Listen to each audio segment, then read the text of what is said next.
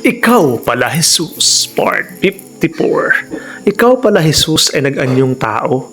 Ikaw ay nagmulat babalik sa mundo. Ang tunay mong ama ay universo. Ginawa mo kaming mga kawangis mo. Ikaw pala Jesus ay solid, liquid, gas at plasma. Disenyo ng katawan ko'y ikaw ang may gawa. Hangin nga naging tubig, tubig nga naging dugo, dugong naging laman, nabuhay sa pagsuyo. Ikaw pala o Diyos ay hindi tao. Tunay ngang ikaw ay nagpakatao.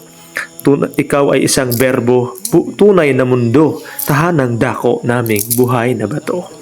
Ikaw o Diyos ay hindi talaga tao, dahil tinapay kang kinakain ng mga inapo, apoy kang nagliliyab at nagliliwanag, nagbibigay ng lakas at enerhiyang nahahayag.